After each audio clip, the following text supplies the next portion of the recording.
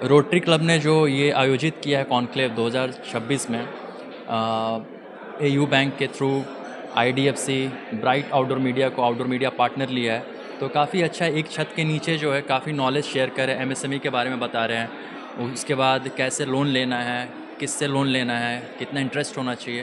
तो ये सारी चीज़ें जो है एक जगह जो रोटरी क्लब की टीम है वो बता रही है सबको, तो ये काफ़ी अच्छा है। और मैं उम्मीद करता हूँ कि 2027 में भी रोटरी क्लब इसी चीज़ के साथ आए ताकि लोगों में और जागरूकता हो हर चीज़ों की। और धन्यवाद, थैंक यू सो मच। मेरा नाम राहुल आनंद है, मैं ब्राइट आउटडोर मीडिया से हूँ और यही, थैंक यू सो मच। देखिए, ये जो कल्चरल इकोनॉमी है, सांस्कृतिक अर्थतंत्र, इसकी इमेंस पोटेंशियल है हमारे देश में।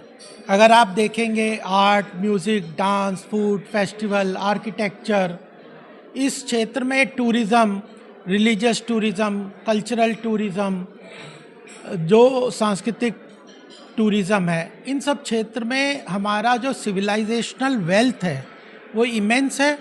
उसका जो आर्थिक रूप से उसका कनेक्ट अभी पूरी तरह से पोटेंशियली हमने रियलाइज़ नहीं किया है।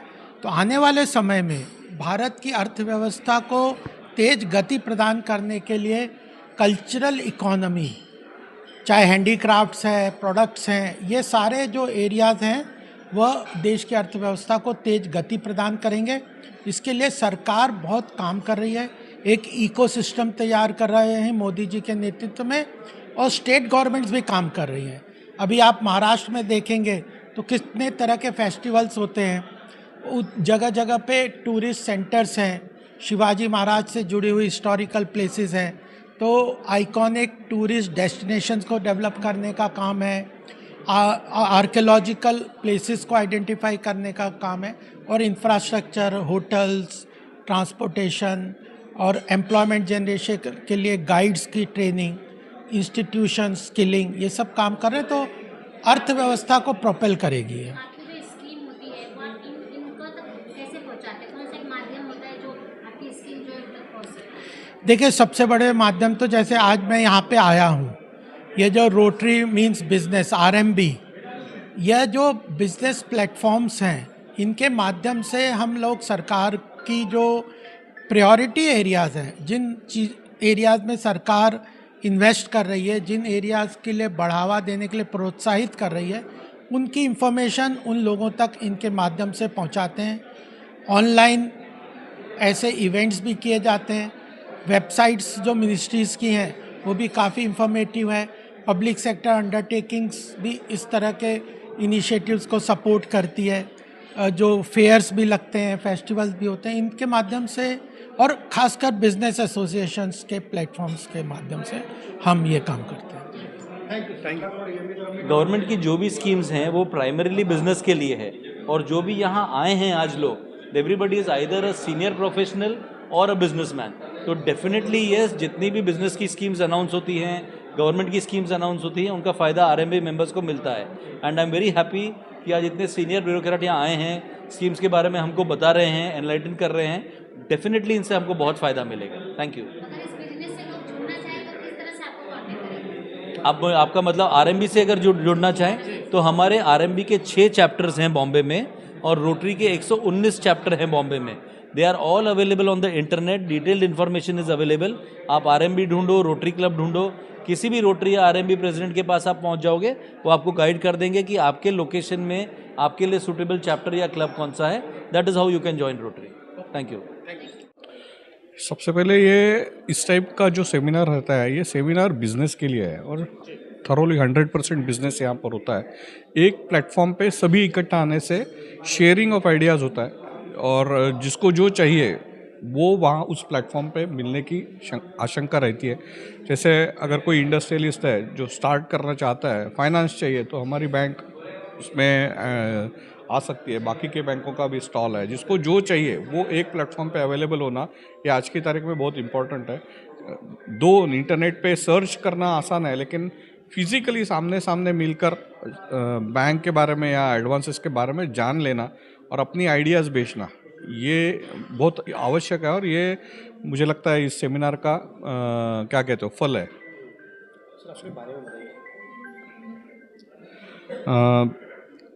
मैं जन कल्याण सहकारी बैंक इसके लिए इसका चेयरमैन हूँ, हम लोग इसलिए रिप्रेजेंट कर रहे हैं। एमएसएमई और एसएमई ये जो सेक्टर है, ये सेक्टर अभी काफ़ी भारत में डेवलप हो रहा है। काफ़ी आइडियाज़ नए नए एंटरप्रेन्योर्स आ रहे हैं और उनको छोटे छोटे लोन से डेवलप होना है। और आगे जाके मुझे ऐसे लगता है कि आने वाले दिनों में ये भारत को लीड करेंगे। ऐसी आइडियाज़ लेके यंग एंटरप्रेन्योर्स आ रहे हैं, तो उनको साथ देना, उनको मदद करना, ये हमारा दायित्व है। और हमारी बैंक वो दायित्व निभाने के लिए इस सेमिनार में पार्टिसिपेट हुई है। और दूसरा एक 8 मार्च को महिला दिन आ रहा है, तो हमने एक नई स्कीम लाई है जो महिलाओं के लिए स्पेशल रेट देकर हम लोग इंटरेस्ट रेट कम करके सिर्फ महिला लेडी एंटरप्रेन्योर नई आइडिया लेके कुछ आती है तो उसके लिए हम लोग ये नया स्कीम 8 तारीख से ला रहे हैं। वो भी हमने यहाँ पर डिस्प्ले करने की कोशिश की है, सो दैट अगर कोई महिला वहाँ पर आती है तो उसको वो लोन का फ़ायदा मिले।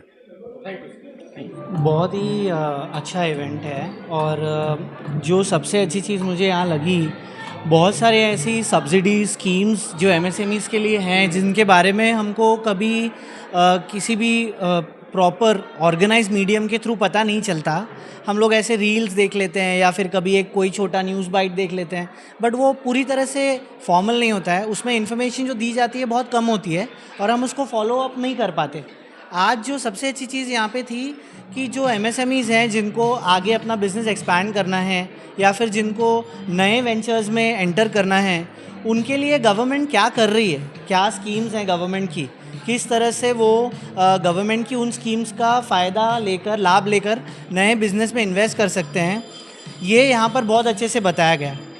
ये पहली बात जो मुझे बहुत अच्छी लगी।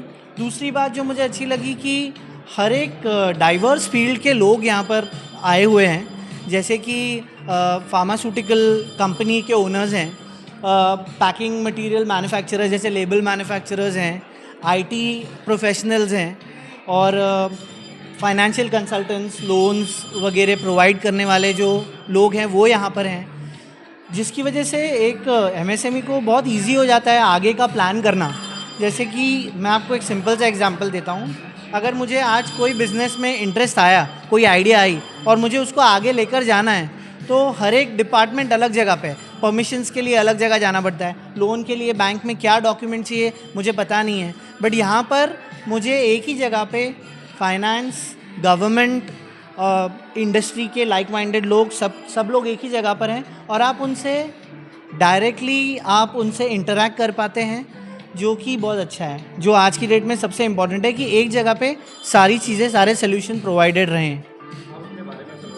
हाँ ज़रूर। मेरा नाम अभिषेक परिहार है। मैं यहाँ पर मेरी company scope chemicals private limited को रिप्रेजेंट कर रहा हूँ। तो हमारी कंपनी एक 12 साल पुरानी स्टार एक्सपोर्ट हाउस है। हम लोग स्पेशलिटी केमिकल्स एक्सपोर्ट करते हैं इंडिया से यूएसए, जर्मनी और रशिया में। और हम लोगों का एक और लाइन ऑफ बिज़नेस भी है जहाँ पर हम केमिकल्स की बैगिंग, पैकेजिंग, बॉटलिंग और रीबैगिंग करते हैं, जो कि हमारा प्लांट नवी मुंबई में है, उल्वे में, नवी मुंबई इंटरनेशनल एयरपोर्ट के पास में। और काफ़ी सारे मल्टीनेशनल क्लाइंट्स हमारे हैं, जैसे कि जुबलेंट है, जैसे कि यूपीएल है, ये हमारे क्लाइंट्स हैं। और हम चाहते हैं कि हम इस बिज़नेस को और स्टेट्स में भी इंडिया के करें। हमने अपना चेन्नई की फैसिलिटी 3 साल पहले स्टार्ट की है, जहाँ पे हम chemical warehousing already provide कर रहे हैं। हम वहाँ पर भी वैल्यू एडेड सर्विसेज प्रोवाइड करना चाहते हैं।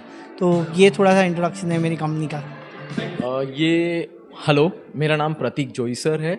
मैं अकाउंटिंग सर्विसेज कैटेगरी में हूँ।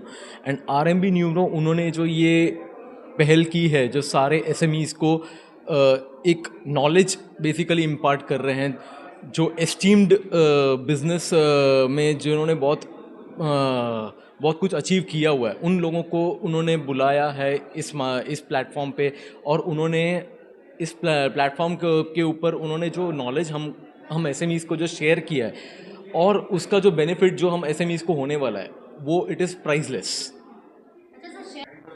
शेयर मार्केट का उतार चढ़ाव डेफिनेटली बिजनेस पे फ़र्क पड़ता है, बिकॉज सब बड़ी कंपनीज बेसिकली जो लिस्टेड कंपनीज जो होती है शेयर मार्केट में, वो हम एसएमईज हम उनको सर्विस देते हैं, हम हमारा प्रोडक्ट्स बेचते हैं, तो डेफिनेटली उनका अगर शेयर्स का उतार चढ़ाव अगर हो रहा है तो वो हम एसएमईज को भी अफेक्ट करता है, वो ओवरऑल पूरा इकोनॉमी को अफेक्ट करता है। तो अभी जो नियम नया रूल, नया स्ट्रेटजी, नया स्कीम चालू किया गया है, तो वो कितना डिफरेंस है दोनों स्कीम में, पुराने और अभी के स्कीम?